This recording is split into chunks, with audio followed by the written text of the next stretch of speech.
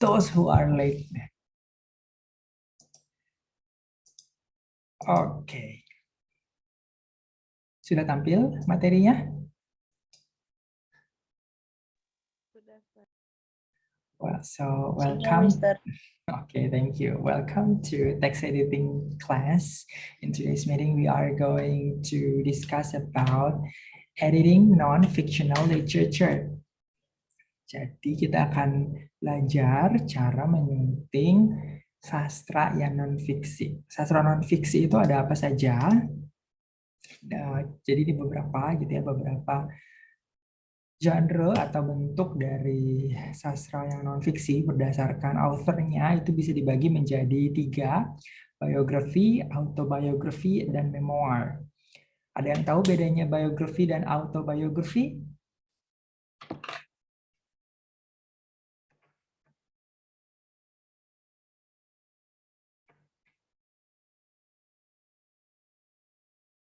Ada yang tahu bedanya? Biografi itu riwayat hidup seseorang, kalau autobiografi itu riwayat hidup diri sendiri. Iya, betul. Jadi autobiografi itu kisah hidup seseorang yang ditulis langsung oleh orang tersebut.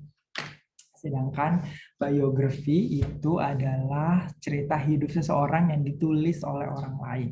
Lalu ada yang tahu bedanya antara biografi, autobiografi dengan memoir? Memoir bacanya.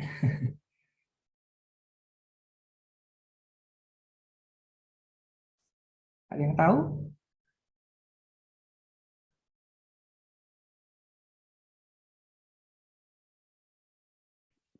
Mungkin lebih ke kenang-kenangan kali, Mister.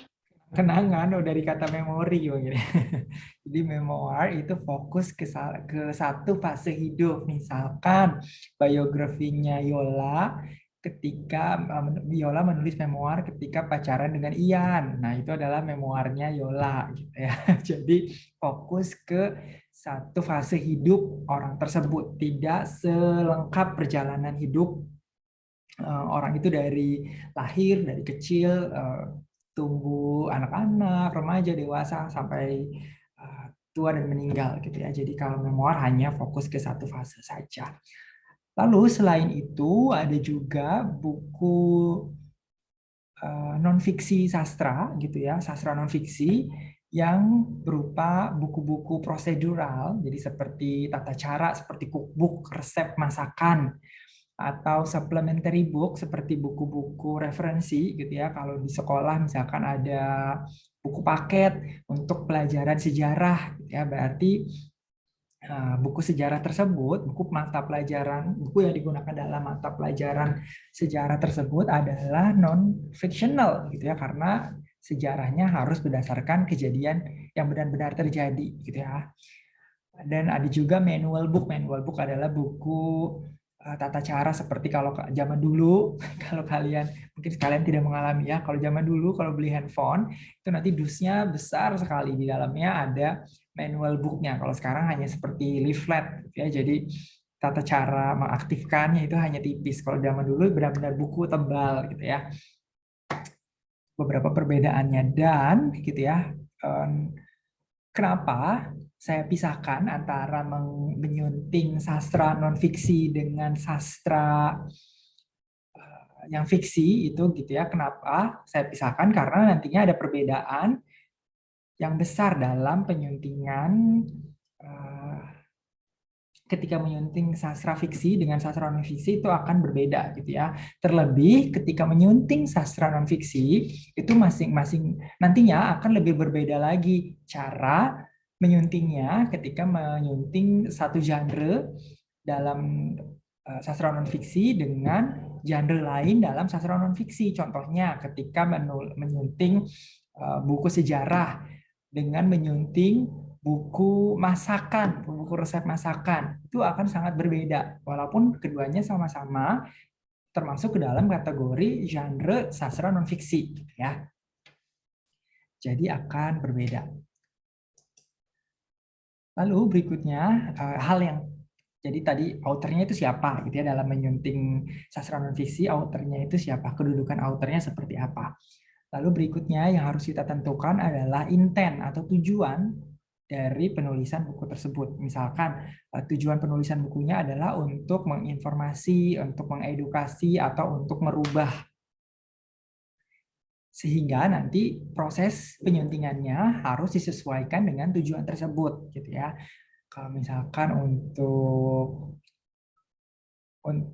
misalkan Mariah Carey menulis buku untuk menginformasikan, retelling gitu ya, entertaining, to entertain fans-fansnya dengan menulis biografi gitu ya. Tetapi misalkan lalu dia menulis buku tentang tata cara bernyanyi agar bisa sampai ke whistle register yang gitu.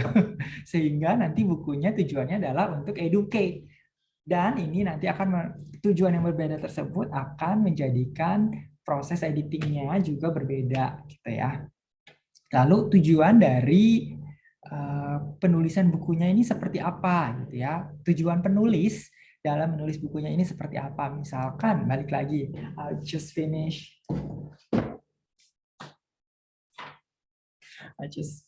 Mariah Carey autobiography, so I'm gonna use it as example a lot gitu ya. Misalkan di dalam bukunya itu ada satu chapter di mana dia membicarakan panjang lebar gitu ya tentang Sing Sing. Sing Sing ini itu rumah yang dia beli dengan mantan suaminya, sehingga dalam ceritanya itu banyak seperti dia terkesan menyindir mantan suaminya. Nah, apakah menyindir ini tujuan dari Mariah Carey menulis buku autobiografinya atau bukan gitu ya.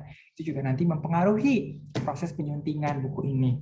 Lalu juga yang terakhir yang agak cukup sulit untuk diperkirakan adalah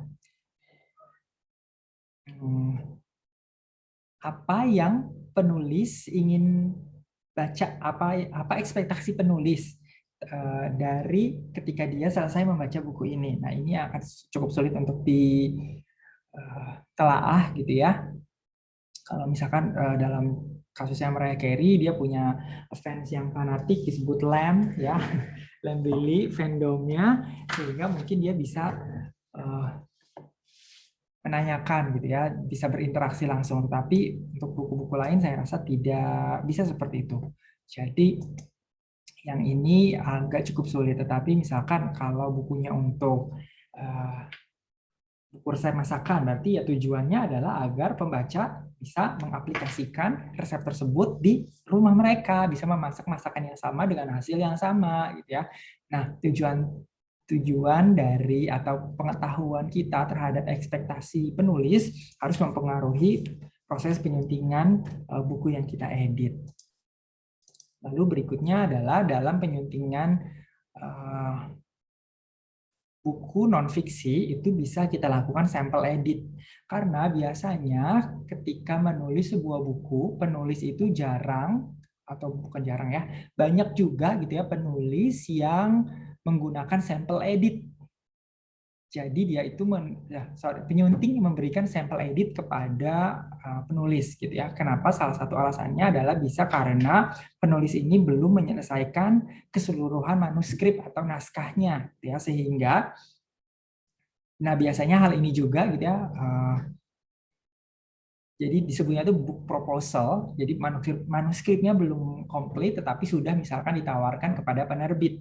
Nah, ketika misalkan mencari penyunting juga sama gitu. Jadi penulis ini mengirimkan manuskrip yang sudah dia tulis yang belum komplit kepada penerbit, mencari penerbit mana yang nantinya mau menerbitkan bukunya tersebut gitu ya. Nah, dalam usaha dia mencari juga nanti sama seperti ketika dia mencoba mencari penyunting. Nanti penyunting itu memberikan seperti contoh pekerjaan yang hasil pekerjaan dia, bagaimana proses pengerjaannya gitu ya. Yang disebut sampel edit itu tadi gitu. Jadi sepotong manuskrip diedit oleh penyunting agar penulis mengetahui hasil editingnya akan seperti apa, banyak sedikitnya seperti apa gitu ya. Lalu juga misalkan penulis dan penerbit ini bisa menentukan berapa harga yang layak untuk diberikan kepada penyunting ini gitu ya. Nah, ini disebutnya adalah sampel edit. Biasanya sampel edit terdiri dari 5 sampai 10 halaman hasil editingnya gitu ya, tanpa dikenakan biaya ataupun persyaratan. Jadi misalkan oke, kalau saya memberikan sampel edit sebagai penyunting gitu ya, penulis ini harus memberikan bukunya kepada kita untuk kita edit, tidak seperti itu. Jadi dia masih bebas untuk, penulis masih bebas untuk memberikan penyunting bukunya disunting oleh penulis lain. Lalu berikutnya adalah developmental editing. Ya, jadi developmental editing itu pengertiannya adalah significant structuring or restructuring of a manuscript discourse. Jadi contohnya balik lagi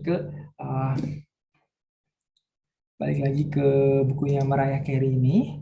Jadi buku ini itu dari awal sampai akhir tidak chronological. Jadi tidak menceritakan, ya menceritakan waktu dia kecil gitu ya, ketika dia remaja,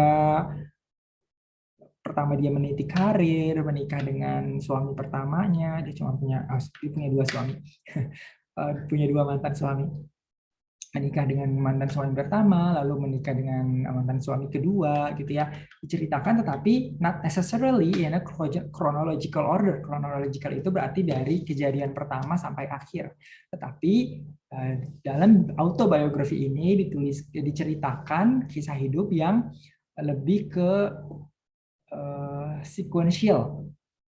Jadi ada cause and effect. Kenapa dia menjadi pribadi yang seperti sekarang itu, misalkan dia menceritakan dulu, menceritakan dia tidak akur dengan kakaknya. Dia kan anak bungsu gitu ya, punya 2 kakak, dan dia terutama tidak akur dengan kedua kakaknya. Kenapa? Karena kakaknya ketika dia kecil menceritakan ketika kecil kakaknya itu memperlakukan dia seperti ini. Nah, tetapi dibanding kalau secara chronological, secara urutan itu kan, secara urutan nanti kalau berdasarkan waktu yang diurutkan itu kan secara pengurutan waktu, secara pengurutan waktu,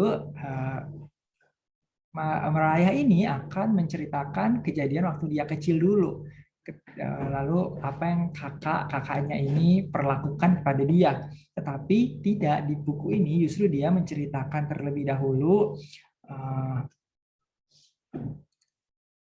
kenapa setelah dia dewasa dulu dia tidak dekat, baru dia ceritakan alasannya kenapa dia tidak dekat karena waktu kecil begini. Jadi menggunakan cause and effect daripada runutan waktu dari kejadian paling awal sampai paling akhir. Nah, itu juga yang digunakan sebagai penyunting sastra non-fiksi gitu ya. Jadi tidak mesti kita ketika menulis biografi atau ketika kita menyunting biografi atau autobiografi, tidak mesti kita merunutkan kejadian dari dia lahir sampai bayi, sampai remaja, dewasa, tidak mesti seperti itu gitu. Tetapi kita bisa menggunakan cause and effect gitu. Ketika dia dewasa seperti ini, lalu diawali dengan ketika dewasa dia seperti ini, lalu dilanjutkan dengan ketika kecilnya dia seperti ini gitu ya. Jadi pendekatannya itu disesuaikan dengan jalan ceritanya gitu, disesuaikan dengan, atau struktur jalan ceritanya disesuaikan dengan konteks atau situasi yang terjadi. Nah, developmental editing ini juga harus mengetahui ketika seorang editor melakukan developmental editing, dia harus bisa mengetahui runutan. Ya, jadi ketika kita melihat perjalanan hidup seseorang itu diibaratkan seperti jigsaw puzzle atau bongkar pasang gitu ya. Jadi kita harus memasangkan agar menjadi bongkar pasang. Jigsaw puzzle atau bongkar pasang itu kan tidak mesti kita susun dari pojok kiri atas sampai ke pojok kanan bawah. Tidak mesti seperti itu. Kita bisa mulai dari tengah, kita bisa mulai dari bawah gitu. Seperti itu juga ketika menyunting non-fiksi. Tentu saja berbeda hal ini gitu ya. Developmental editing ini mungkin tidak bisa kita terapkan ketika menyunting buku prosedural seperti misalkan resep masakan atau tips bercocok tanam, karena tentu saja ada hal yang dilakukan pertama sampai akhir gitu ya. Kalau misalkan masak mie, kita menyunting cara memasak mie, bumbunya ditaruh dulu sendiri, bumbunya ditaruh di mie yang mentah, lalu baru dituangkan, baru direbus. Itu mungkin kurang cocok untuk cara memasak mie instan orang Indonesia, karena orang Indonesia itu nanti dari wajan baru dituang ke mangkok. Tapi mungkin cara developmental editing seperti itu bisa diterapkan kepada cookbook atau recipe book orang Korea, karena orang Korea langsung masak di panci kecilnya gitu ya, sehingga walaupun bumbunya langsung dimasukkan nanti tidak hilang. Sedangkan kalau orang Indonesia dimasak mie di panci lalu nanti dimakannya di mangkok, ketika bumbunya ditaruh di panci, bumbunya ya akan sebagian hilang, terbuang, tidak terkonsumsi gitu. Jadi kita harus melihat situasinya gitu. Nah, termasuk juga di dalam bukunya ini gitu ya, si Mariah ini menuliskan Michaela Angela Davis. Nah, dia ini kan, si Mariah ini orang African American, mulatto gitu ya, campuran, sehingga dia memilih editor yang mengetahui latar belakang tentang kehidupan orang kulit hitam, terlebih lagi orang mulatto. Mulatto itu campuran orang kulit putih dengan orang kulit hitam, gitu ya. Sehingga dia bisa mengetahui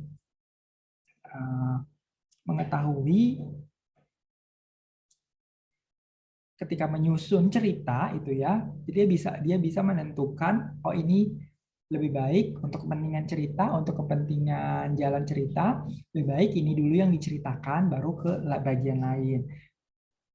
Sama seperti misal contohnya gitu ya, banyak kasus African American itu being abandoned by their parents. Jadi orang African American itu banyak digambarkan, atau memang kejadian di kehidupan nyatanya juga gitu ya, tidak dekat dengan ayahnya karena ayahnya meninggal atau sold, terutama ketika slavery gitu ya, ketika zaman perbudakan. Jadi ayahnya itu misalkan tidak mengurusi anaknya, menikah lagi, atau karena tidak menikah dengan ibunya sehingga si anak ini tidak memiliki ikatan dengan bapaknya, gitu. Itu banyak sekali terjadi. Nah, ketika Mariah ini menceritakan hubungan dia dengan ayahnya, itu dia tidak menggunakan chronological seperti tadi, gitu ya, tetapi dia seperti mengulang, seperti flashback. Jadi dia menceritakan ketika dia sudah dewasa, dia reconnecting with her father, gitu ya, dia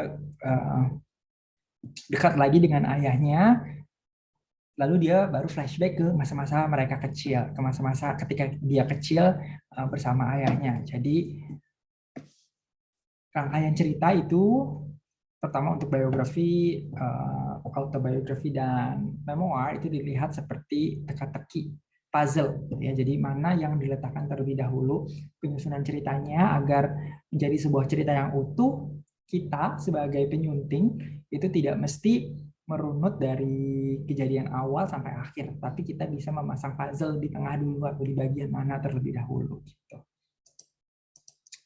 Berikutnya, dalam buku non-fiksi juga diperlukan, ini yang tadi belum ada di, kalau misalkan di mass media artikel, ketika kita menulis source, ya kita tulis source-nya di dalam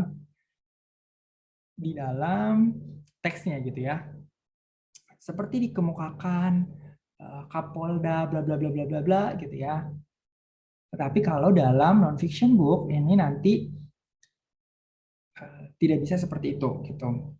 Jadi nanti non-fiction book lebih mirip dengan tulisan artikel, jurnal atau akademik seperti skripsi, tesis gitu ya. Bisa menggunakan daftar pustaka ataupun footnotes, catatan kaki gitu ya, untuk menjelaskan bagian ini diambil dari mana gitu ya, karena akan banyak mensitasi gitu. Jadi untuk avoid plagiarism, terutama untuk buku-buku non-fiksi yang dealing with science gitu ya, karena kan temuan ilmiah tentu saja akan merujuk dari temuan ilmiah sebelumnya gitu.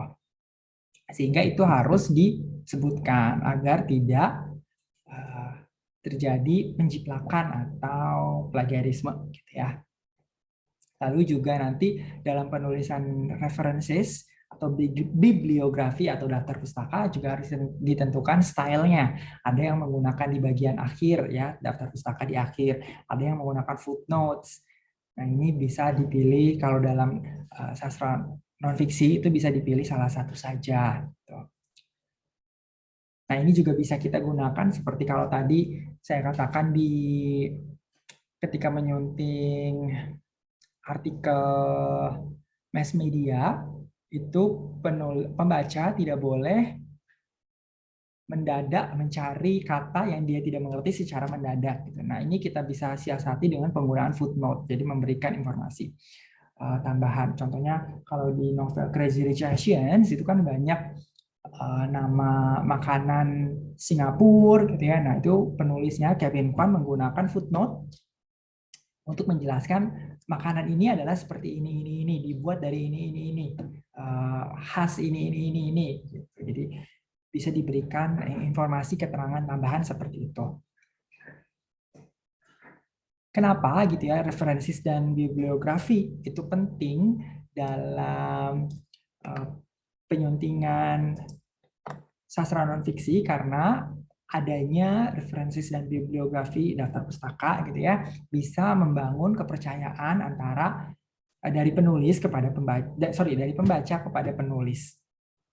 Karena kalau misalkan tulisan ilmiah, tulisan tentang sains atau ilmu pengetahuan, iptek gitu ya biasanya akan lebih dipercayai kalau banyak tulisan lain, data-data lain yang mendukung. Jadi tidak bisa berdiri sendiri. Gitu ya. Lalu berikutnya, penyuntingan karya sastra non-fiksi juga bisa berupa kolaboratif editing. Karena tadi contohnya ketika menyunting biografi atau autobiografi atau memoir itu kan sangat personal. Ya tulisan kita yang lain juga personal gitu, tetapi literally personal kalau penulis sastra non fiksi itu biografi, autobiografi dan memoir itu literally personal karena yang dituliskan adalah tentang kita sendiri, tentang seseorang yang kita kenal misalkan. Jadi benar-benar personal. Sehingga bisa menjadi efektif ketika proses penyuntingannya itu ada tektok, ada saling tanya jawab antara penulis dengan penyunting gitu ya. Jadi perlu diingat, editors aren't always right. Kadang editor juga tidak tahu gitu ya. Makanya penting bagi penulis mencari penyunting yang misalkan serumpun. Misalkan kalau dalam akademik berada di bidang yang sama, jangan sampai buku tentang pengajaran bahasa Inggris disunting oleh dokter misalkan, itu kan kurang nyambung gitu ya. Tahu misalkan bukunya tadi Mariah Carey yang dia seorang mulatto, campuran orang kulit hitam dan kulit putih, tapi tulisannya diedit oleh white supremacist, orang kulit putih yang merasa dirinya dominan gitu ya, itu kan tidak akan cocok editingnya nanti. Sehingga kita harus mencari penyunting, kita sebagai penyunting harus juga memilih gitu ya, mana proyek-proyek yang bisa kita kerjakan, mana yang tidak. Jadi jangan kemarau kalau memang kita terasa tidak menguasai, ya sudah kita bisa menolak karena balik lagi gitu ya, editors are always right. Jadi penyunting itu tidak tahu segalanya. Ya mungkin penyunting tahu masalah kebahasaan, masalah writing ya, penulisan, masalah publishing atau percetakan mungkin tahu, tetapi tetap misalkan ketika menyunting autobiografi yang paling tahu kehidupannya adalah si penulis sendiri gitu ya. ketika menulis, misalkan saya sebagai penyunting tulisan untuk dosen Fakultas Sains dan Teknologi gitu ya. Saya hanya bisa menyunting kebahasaannya saja gitu. Untuk substansi atau isi kontennya ya saya tidak bisa menyunting karena itu di luar bidang saya gitu.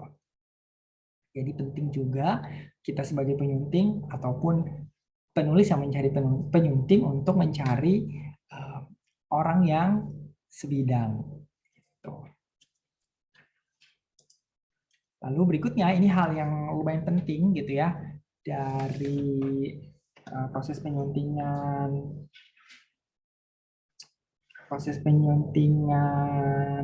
karya sastra non-fiksi adalah fact-checking. Jadi kita, karena biasanya seperti misalkan autobiografi atau biografi itu dilihat dari sudut pandang seseorang gitu ya. Ketika bercerita dia akan menyangkut orang lain, akan menyangkut sebuah kejadian gitu ya. Nah, orang lain apakah kejadian yang diceritakan itu apakah benar-benar terjadi atau tidak, sehingga harus diperiksa kebenarannya gitu ya. Apakah hal tersebut yang benar-benar terjadi. Contohnya di buku Mariah Carey ini dia menyindir Jennifer Lopez gitu ya. Jadi Jennifer Lopez itu mencuri ide lagunya dia gitu. Lalu dia menyindir dengan walaupun dia harus ide lagunya dicuri sehingga dia harus mengaransemen ulang lagunya, tetapi tetap justru lagunya dia yang paling laris, best selling singles of the 2001 kalau tidak salah dia menyebutnya. Nah, kita sebagai penyunting harus mencari tahu benar tidak hal yang dia katakan tersebut. Apakah benar lagu tersebut, kalau tidak salah Loverboy, soundtracknya Glitter, itu benar-benar lagu paling laris di tahun 2001 atau tidak. Ya. Kita harus memastikan. Ini juga terutamanya adalah ketika menyangkut misalkan ketika menyangkut orang lain dalam hal-hal sensitif, misalkan ketika dia dengan mantan suami pertamanya itu membeli rumah, dia mengatakan di sini dia membayar setengahnya sendiri, gitu ya. Karena mantan suami pertamanya itu adalah bosnya dia, jadi kepala eksekutif dari Sony Music gitu ya. Ketika dia mengatakan membayar itu bisa diartikan bahwa rumah tersebut dibayar dari hasil kerja keras dia, penjualan lagu-lagu dia, albumnya dia gitu ya. Yang juga turut memberikan keuntungan kepada si mantan suaminya dan perusahaan yang dia bekerja, sehingga dia di situ sebenarnya ikut membayar walaupun dia tidak secara literally memberikan uang gitu. Nah, itu apabila mantan suaminya tidak setuju dengan statement tersebut gitu ya, dia bisa menuntut Mariah Carey bahwa apa yang dia katakan tidak benar, bisa menggunakan defamation atau pencemaran nama baik gitu ya, banyaklah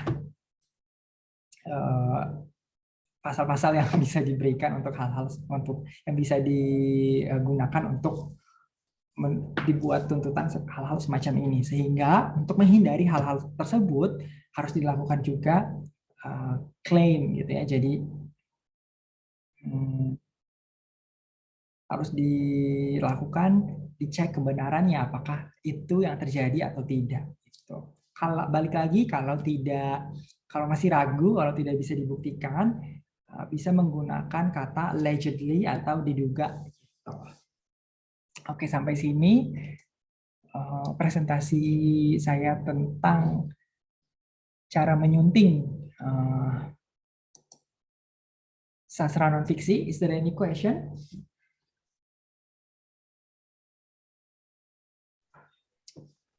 No, Mister. Oke, kalau tidak ada pertanyaan atau pertanyaan yang muncul nanti, please ask me on WhatsApp. We can always discuss, we can always have a discussion. Kalau begitu saya cukupkan sesi Zoom kali ini. Thank you so much for